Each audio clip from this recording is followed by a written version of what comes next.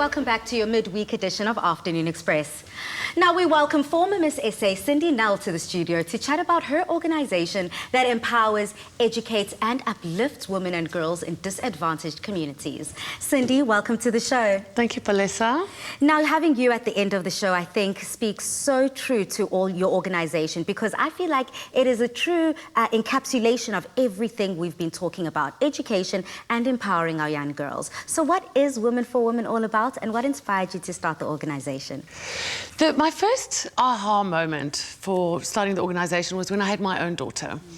And with my years of working in various different charities, from my Miss South Africa days through to working with Miss Universe all over the world, one thing that's really stood out for me is that there's still a very big discrepancy in the level of education that's provided to young people based on their income. And if I imagine my own little girl, all little girls should have the level of education and access to the knowledge and education, specifically non-traditional education that she has. And I was the principal judge also for the Mrs. South Africa organisation for many years. What really stood out for me was that so many of the women who entered that platform came in, and I saw the transformation, like rapid transformation within a year in them. It really was something that stood out for me year in and year out.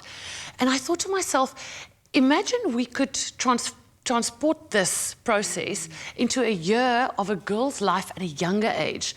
You know, in that very influential age between kind of 9 and 13, where we teach girls about menstruation, sexual health, you know, non-traditional skills, everything from you know, self-awareness, self-protection, grooming, public speaking, saving, basic entrepreneurial skills. Yeah. And with that, the marriage of Ania being born and the Mrs. South Africa organisation, Women4Women, was born.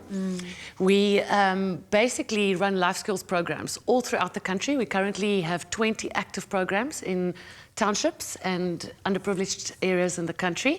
And we do these once a week lessons where the girls come and we're seeing the transformation in them within 1 year. And then where do these classes take place, these life skills? So we would typically ask a church for a space, or wherever we could get a space, or we would rent a little space. So our volunteer teacher, head of that program in that area, so we would appoint a volunteer teacher, we would train them in our specific curriculum, and they would then take charge of that little pod and run those girls. And then they arrive every week at their lessons.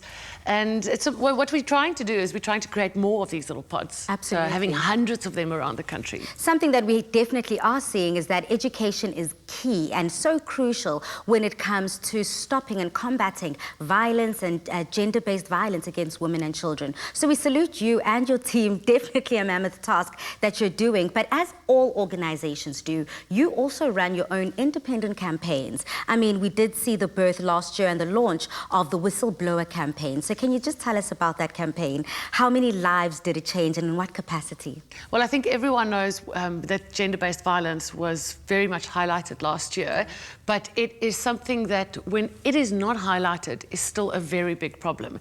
And within the organisation, we're trying to teach the girls from a very young age to stay safe, how to recognize dangers, how to keep away from them, self-defense, basic self-defense, knowing how to report crimes, knowing how to say when they feel unsafe and who to go and talk to. But we also launched the Whistleblower campaign, where we supply little whistles, the police-type whistles in townships to young girls to carry around their neck and under their clothing, and also young women, as well as little pepper sprays. We're teaching them how to use them. We're teaching them what's the appropriate time and space to use the whistles. And when you read the newspapers about the young girls, for example, that went to the shop last year and then went missing and then were found in gutters, those are typically the few seconds that we hope to intervene if somebody feels unsafe, if they can blow that whistle and draw attention to them in an area where maybe somebody was just not looking. So we're hoping to roll that out some more together with our Menstrual Cup program. Cindy, it just seems like you are so busy, rightly so, with this campaign and with this organization, so much so that you need to call on the help of most. If we're looking at former Miss South Africa's, Mrs. South Africa's as well, the finalists included, you're calling all of these influential women that I'm sure also are giving and rubbing off so well on these young girls that look up essentially to these queens that they are. So why is it essential for you to call for this collaboration with the ladies? How frequently do you look for that help? And then at the end of the day, what's the overall mission? So the same reason I'm here today is the same reason that we call for public faces and well-known personalities to support us. And it really is to highlight the cause. And it is not only to bring hope, that there's so many people, as you saw on the show today, there's so many people actually really doing things behind the scenes. And there's so many of us that really believe in a brighter future for our children, that really believe that we can make a better South Africa. And it's happening.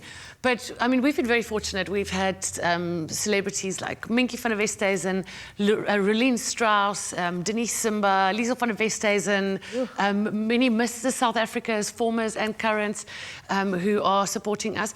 And it's important to us to have public faces and celebrities that support us and explain to people what it is that we do and get on board on social media, because that way we can get more funding, and the funding can be channeled from corporates and individuals down to areas with poverty-stricken needs and to the young children whose parents live in townships and leave them all day long to go to work, and they are left vulnerable, and also nobody to teach them the things that my daughter would be taught just over supper or at home.